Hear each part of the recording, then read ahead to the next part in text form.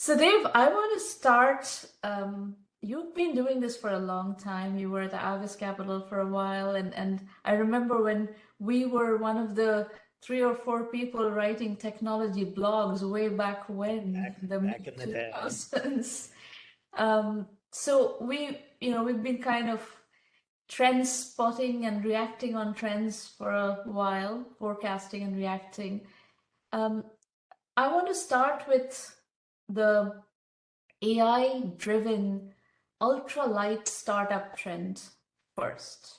Okay. Everybody's talking about it. If you look at the LinkedIn water cooler and so on, everybody, I'm sure the VCs are facing tremendous FOMO on these ultralight hyperscalers, and they are salivating to invest in them. Um, how do you parse this trend?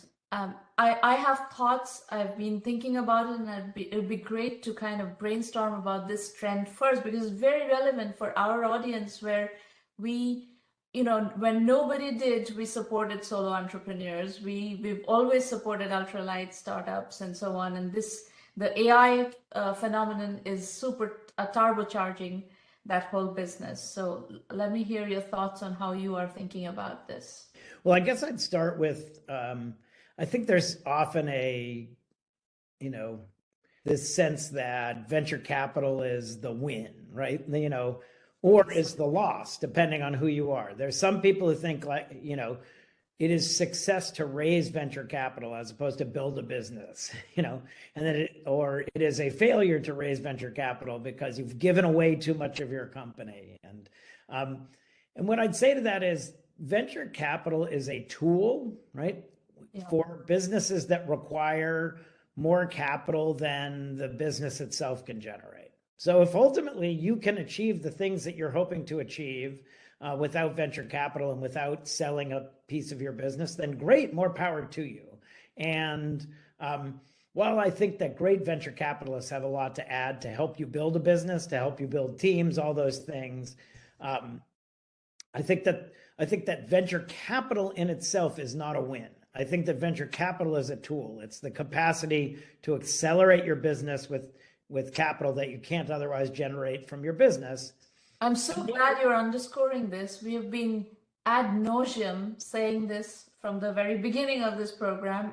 You may have seen my description of entrepreneurship is customers, revenues, and profits. Financing and exit are optional. Yeah, that's right. That's right. I mean, look, if you could build an amazing business where you paid yourself hundreds of millions of dollars a year in profits, great. Then you have that forevermore. There was a great founder here in the Bay Area who started a business and had paid himself $1 billion before he bothered to sell the business. And by the time he sold the business, he sold it for $350 million, and it didn't matter because he'd already made $1 billion, Exactly. right? And Exactly. taken $0 in venture money. So now, having said that, I think there are lots and lots of businesses where then the measure of is it a good investment is also very simple, which is if I am going to give you $10 million for 20% of your business, can you increase the value of your business by more than 20%? Can you accelerate the increase in value in your business by more than 20% with that $10 million? Mhm. So if ultimately the $10 million increases the value by 10%, that was not a good investment. But if ultimately you use that $10 million to double the value of your business, that was a fantastic use of equity Yeah. to acquire the capital you need to increase the value of the remaining ownership. So that's the first premise, which is that raising capital is a tool in the same way that debt is a tool, etc.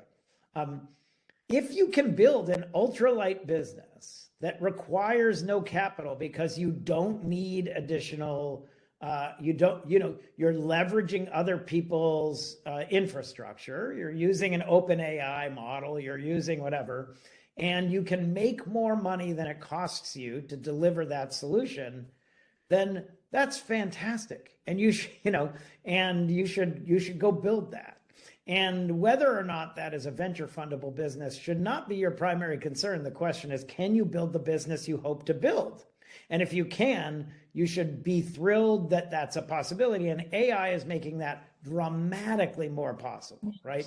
It's easier to create the experience that you want to create. It's easier to generate the sorts of marketing and sales material that you hope to generate, et cetera. So theoretically, AI should make all of these pieces less expensive and easier to do with fewer humans, and therefore more easily sustainable by you. So that's all great.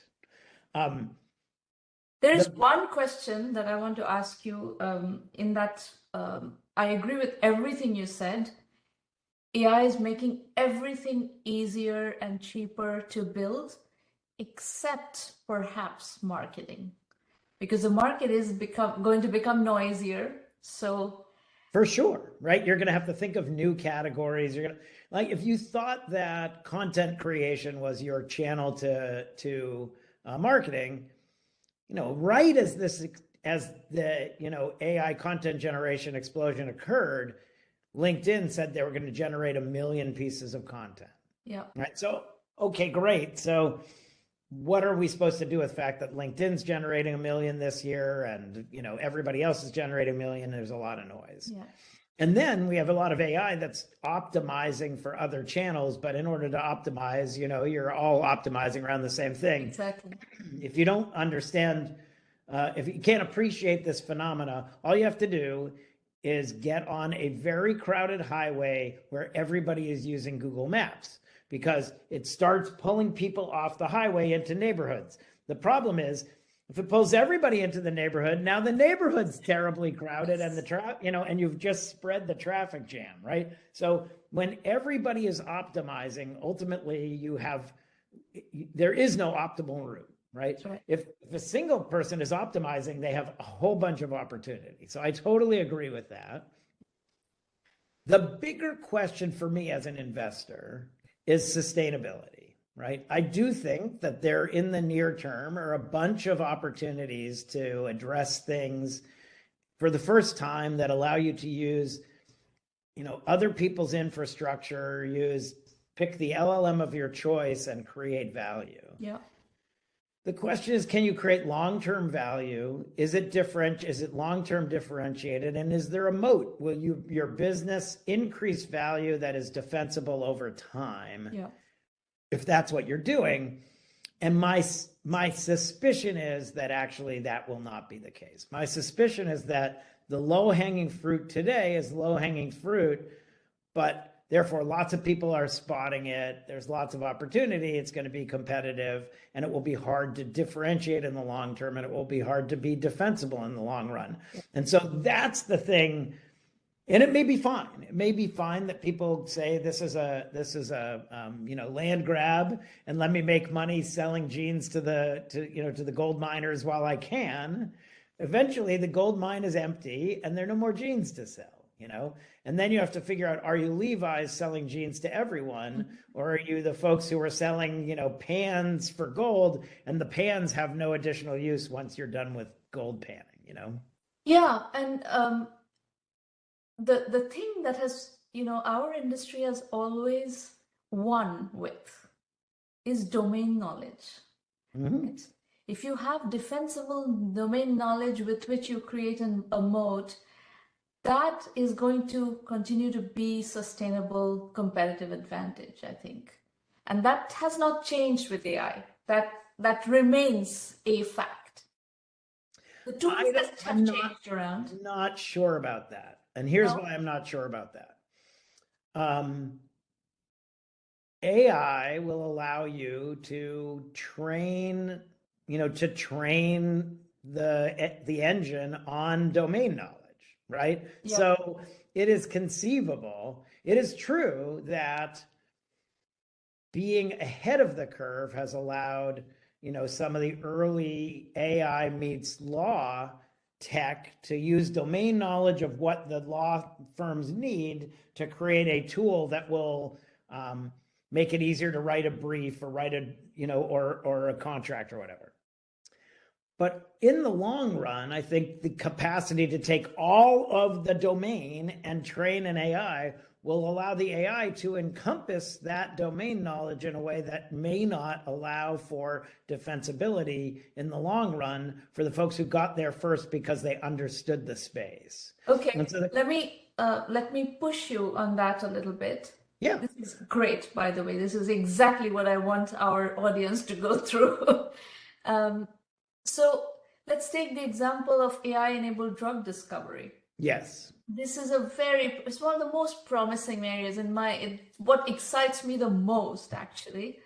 There is domain knowledge that AI is going to accomplish by training the models, but you also need scientists who understand those domains to be able to do something with that AI. Yeah. Is that not a defensible competitive advantage?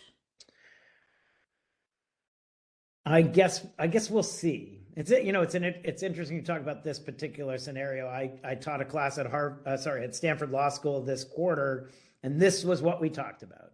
It was talking about licensing, and it was AI generated drug candidates go to a company that uses CRISPR to create drugs.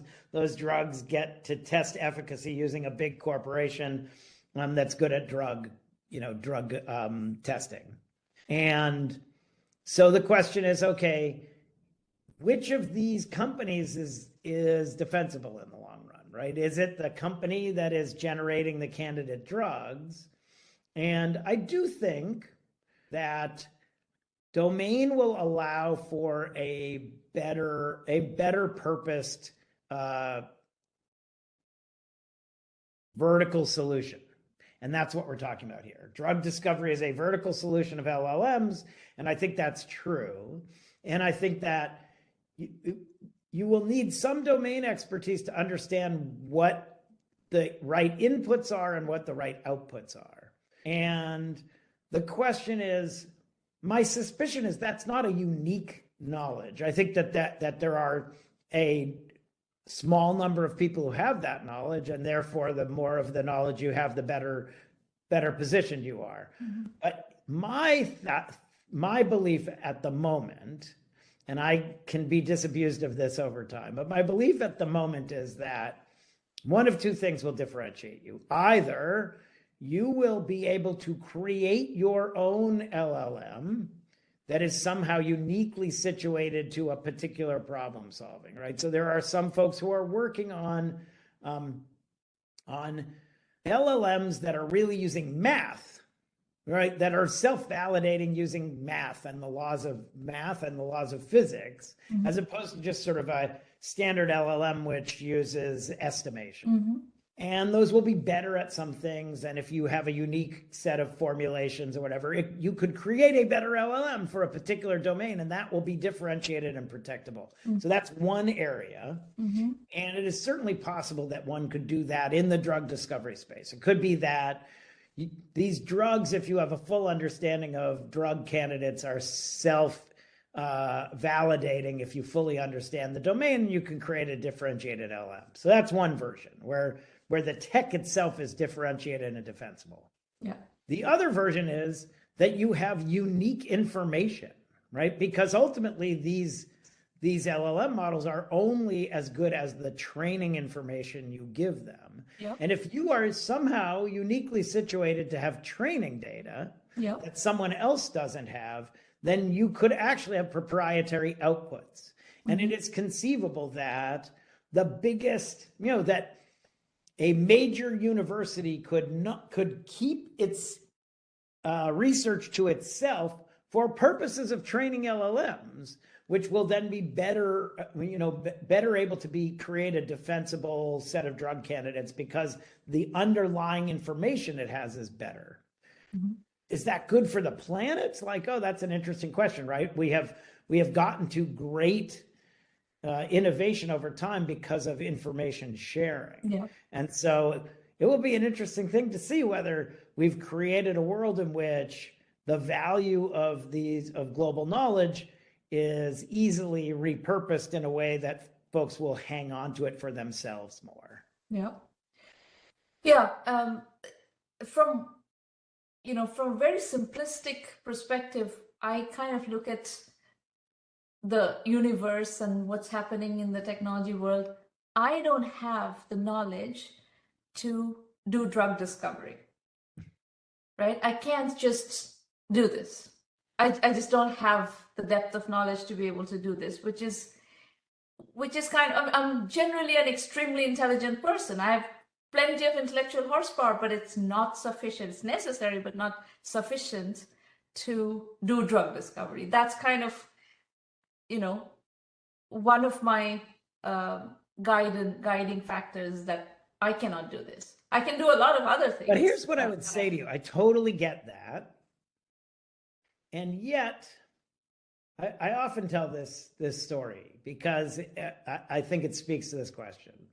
I had 4 small children, and so as tightly grouped. So I spent a lot of time at pediatricians' offices, in the ER with fever, kids with fevers, etc.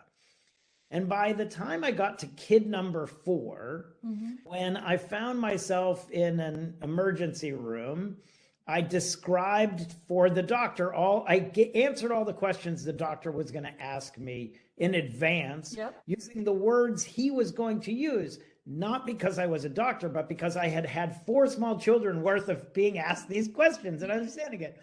And by the time, and so I said, here's Bubba, he has an elevated heart rate and a this and a that. And whenever I finished, the doctor and the ER said, are you admitted at Stanford or are you admitted at another hospital? And I said, oh, I'm sorry, I'm not a doctor. And he said, really? Now it was because I knew his vocabulary, not because I had some distinct piece of information. But over time, I had acquired all the necessary vocabulary to speak his language in advance of him making then the medical diagnosis. So, which is just to say, a lot of this stuff is not really about having some deep and unique knowledge. It is about understanding the domain. And I do think that if what you chose to do was say, like, okay, I want to understand the drug discovery pipeline, et cetera, and I'm going to leave the science to the LLM, you might be able to do that in a relatively short period of time. And we have a lot of entrepreneurs probably listening to this who are like, yeah, I don't know how to manufacture things, but I'm going to become a manufacturing expert and do that. I was literally talking to a guy yesterday who's working on a set of bots for customer service. But he said he has friends who have these manufacturing facilities who have asked him, could you put your mind to creating a set of solutions for us that would take a bunch of labor out of the process of manufacturing? And he said, as a non-manufacturing expert, absolutely. I also feel like I can do that. Diagnostic related stuff, I'm also doing that all the time within our family, and we're struggling with something. This doctor is siloed and doesn't know that doctor's situation. I plug it into ChatGPT. ChatGPT gives me something. I diagnose, right? So I think I agree with you that there's certain things that generally intelligent people using AI can go very far. I suspect that's drug discovery. You suspect that's drug discovery too. Okay, I still have to think about that. That's something that I don't feel so comfortable that I can do drug discovery. Give it time. Okay, let's switch our discussion to agents. Yes, I've been excited about agents for a very long time, and it's great that it's finally happening. So how are you thinking about agents? Agents, I think, in terms of actually automating a huge amount of workflow, agents are perfect. The APIs are starting to be available to be able to integrate. And I mean, you can do an enormous amount with agents. This week, NVIDIA's earnings call, Jensen Huang talked about, these tens of millions of agents that are going to be running around all over the world and eating up the technical horsepower, the CPU horsepower, and all that seems completely reasonable. Yep.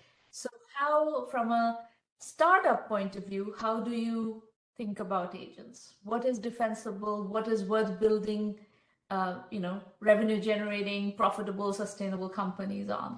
Yeah, same problem, right? I mean, ultimately, I just don't think anything. The AI thing is the same as every other trend I've seen in software for the 25 years I've been investing. It may be more powerful in some ways, but it's not different. And all we have to do is look back to the internet, right? The emergence of the internet and connectivity. Mm-hmm. Everybody said at that time, "Oh my God, everything's going to be reinvented." And then everything started being reinvented. There was a bunch of economic value, and then there was a crash because it was like, wait a second, everything's not going to be reinvented. And in fact, they were wrong. In fact, everything was reinvented. Yeah. And it just was a question of time frame. And now, if you look at it, right, the impact of connectivity has been, in my mind, the greatest impact in our lifetime of any technology, including AI. So all these people who say, "Oh, AI is the most important, technology of our lifetime," it is not, because if you disconnected all these devices, AI would be pretty meaningless. But because there is an internet, and because we have a universe of connected devices, then AI can be astonishing. Yeah. When the internet occurred, everybody said, okay, what are the problems that we've been trying to solve forever that now we can solve in a differentiated and better way? And the answer was basically everything. Yes. And over time, everything was solved. And look, and everybody said, oh, we should have a digital calendar, an online calendar. And then there were a bunch of online calendar companies that attacked it. And and then you say like, oh, then the problem's solved, right? No more calendaring. I represented when.com, WHEN.com. Bill Trenchard, now a managing partner of First Round Capital, created snap.com, the other first calendar company and whatever. And so everybody's like, oh, the calendar thing's been solved. And then Calendly came along and said, wouldn't it be easier if you just had this sort of more agentic way of figuring out when to meet with people? And boom, suddenly there's a new billion-dollar business. And I would anticipate that the AI wave will solve this problem in an even more compelling way, as it has the capacity to not only understand your calendar and your behavior and your opportunities, but the people you're trying to meet with. And it will keep track of things like, right now, I will occasionally say to someone, oh, next time I'm in Boston, I look forward to connecting. And I copy my assistant as if she's going to set aside a list of these people are in Boston, these people are in Washington, D.C. And she does have that list. But most people don't have a Jenna.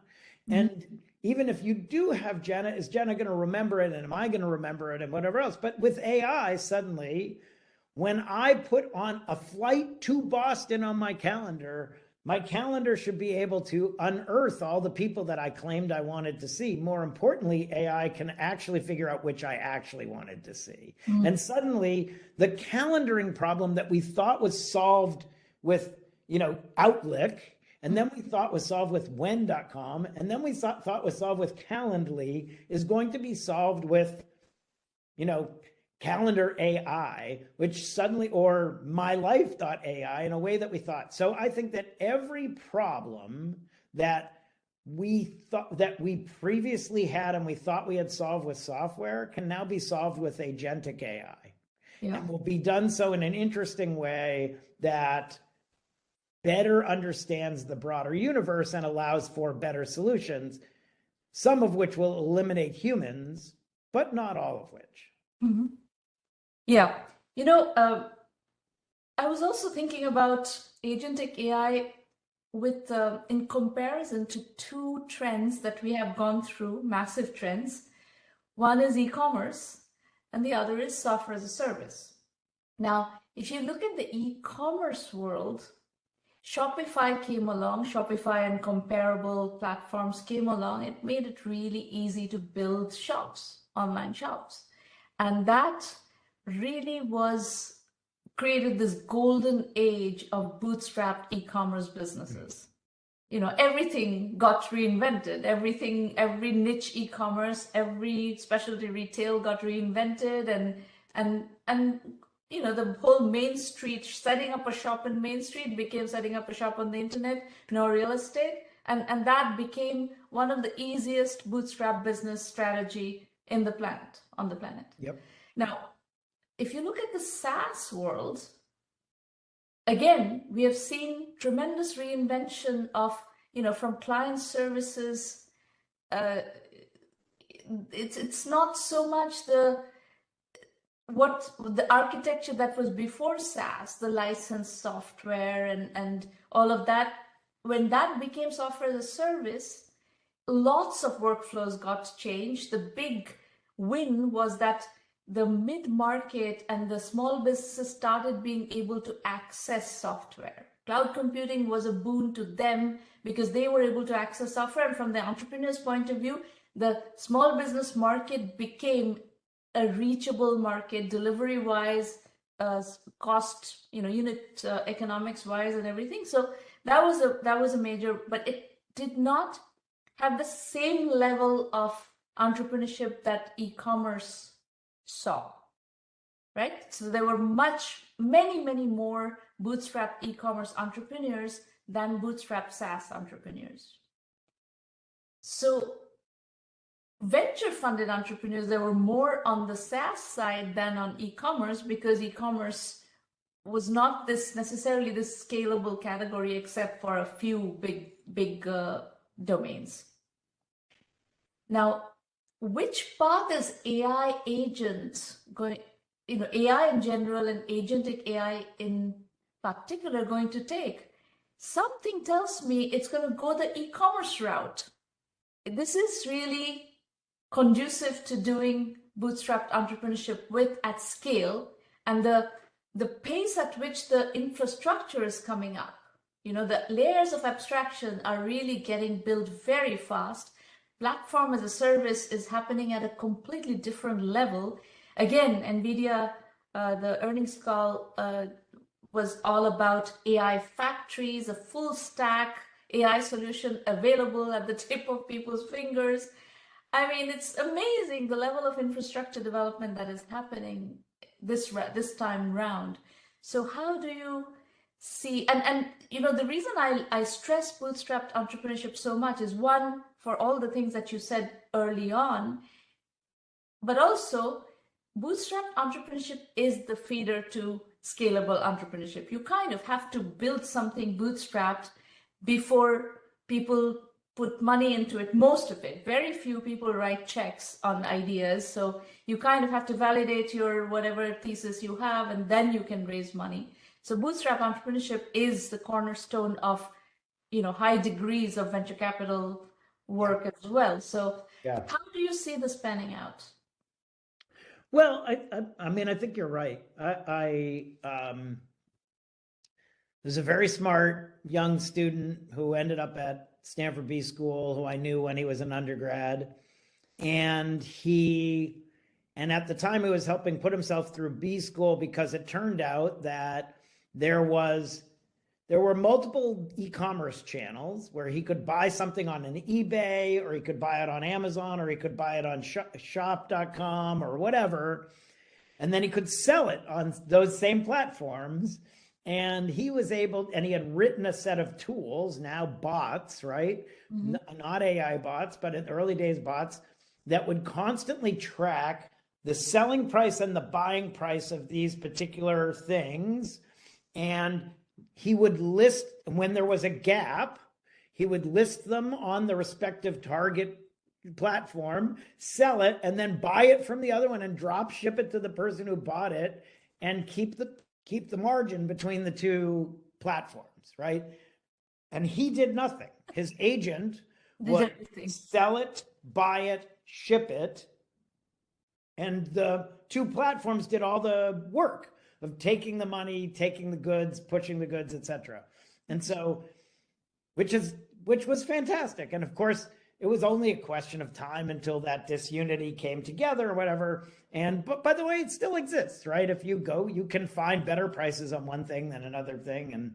And so agents are going to be able to do these things, right? They're going to be able to do a bunch of these things. And the existence of infrastructure companies that enable the component parts is what's differentiated. Because now, right, it's great to start a shop, but like, it was a bunch of handmade stuff that we're selling in a shop. That was Etsy, and now you could do that. But most of that money is really someone else is making a thing. You're marketing it on your shop. You're not even holding inventory. You're just selling it. And so creates real value in the manufacturing. It creates real value in the shipping. It creates real value in the marketing, right? And there are a bunch of businesses that are solving these problems so that small business owners can pull together their solutions to make a little bit of money. Yeah. And the solutions are going to make a lot of money. Yeah. And so what are the solutions you can make, right? What are the infrastructure pieces that will allow others to leverage the technology advancements to build their own businesses? Those will be the better businesses, and they're still bootstrappable for sure. But that distinction of like, I can build a bootstrap business that makes me some money sitting on top of other people's platforms is dramatically less interesting than I can build a platform that allows others to take advantage of the technology that I've built, and I get to scale and grow with their businesses. So, yes, with your venture capitalist hat on, I will also present another angle to how to think about this, partly because of the audience that we cater to, which includes these small entrepreneurs who are not necessarily thinking about venture capital. There was a technology that you and I have gone through in personal experiences early on in our blogging days called AdSense, remember? Yeah. All over Asia, Latin America, India, of course, there were these people who were just making money off AdSense. Click. Right? Yeah. So these kinds of stuff that you don't make a lot of money on, but you make a little bit of money on.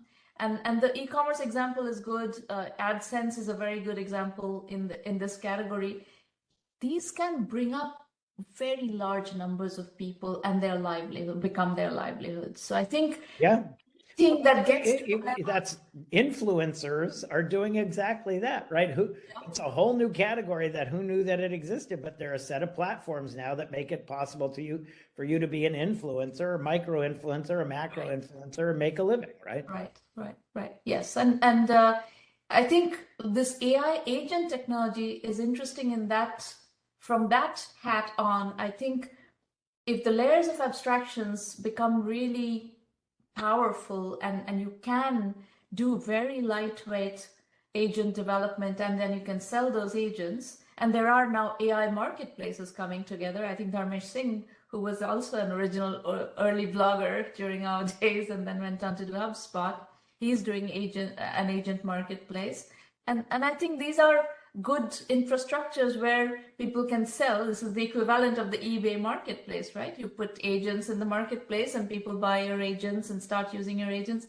So I think that infrastructure is also going to be important for a certain class of entrepreneurs who are not that sophisticated, who don't have that level of intellectual horsepower, but still can make a living. Yeah, no, great. I mean, I think there is a distinction between venture backable and a good business. And I think there are lots of these tools are going to enable people to build great businesses. And, I had not thought that agents were going to be one of those businesses, that one could build a purpose-driven agent that does a particular thing for others. But you're right. If there are marketplaces of agents and one can create it and make it available, then it'll be like a physical good, right? Yeah. That does things like, great, solves for scheduling my kid's soccer team. Great, that's small point products. Say it again. Small point products, basically. Yeah, which is great. Again, I think that if one can create a solution that generates more capital than it costs to create and is worth, and therefore is greater leverage on one's human capacity and time, that's a win. Yes. And the more people we can do that for, the more of a win it is. I do hope that it creates some genuine innovation, that we start making the planet a better place, that we don't just sort of optimize humans out of making a living in the name of, extracting a few pennies, right? But, look at the good news about these shifts is that humans who are doing jobs that involve other humans will always be engaged, right? I have a nephew who is currently applying to nursing school. Yeah. Nurses will be needed. Plumbers will be needed. Yes. Roofers will be needed. These are not, the AI is not going to, in the near term, say, fix my broken toilet, Yeah. So, and that's a good thing.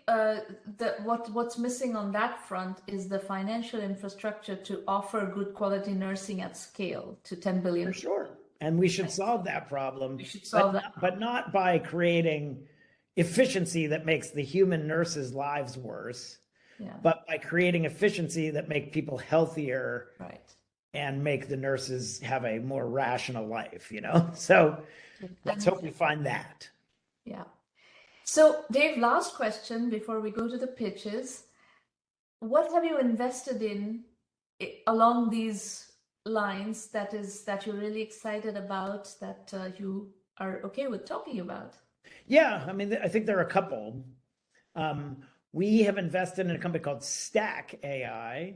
And a little bit to your point about, these agents are going to allow for real innovation and solutions, for folks who have a certain domain expertise, but they don't want to or have the AI expertise. What Stack has done has created, sort of the Zapier of AI, right? It has a set of AI solutions that allow you to abstract out the problem from the AI. So if you are getting a bunch of inbound interest in your product, but you don't know how to take AI to transform it into a sales pitch that is specific to the person who it's reaching out to, et cetera, that's an easy problem for AI. Mm-hmm. And you can use Stack to connect up your inbound engine with your outbound engine and create personalized messaging, right? You can use Stack to solve all sorts of interesting things that AI agents can do without having to understand the underlying AI. So I think that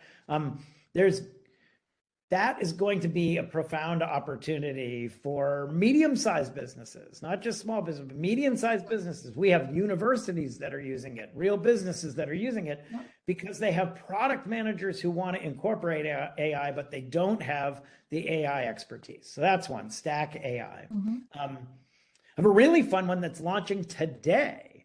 Go to vid.fun, VID.fun, and my team has built basically an agentic director of AI generated video. So you can go and tell it what you want the video to do. I want, make an ad for my thing that emphasizes these features. And then it will then use AI to say, okay, here's a storyboard for what that video should look like and say. Yeah. And you can tweak it. And then you say, great, generate it. And it generates an astonishing video that is completely generative. This is, it's using the latest AI video tools. It's using the latest LLMs to create the storyboard and the messaging. It's just astonishing what can be done. Yeah. And it takes 7 minutes, right? Yeah. So that's fun. The last one I'll share with you is a company called Pharos AI, F-A-R-O-S. And this is big, right?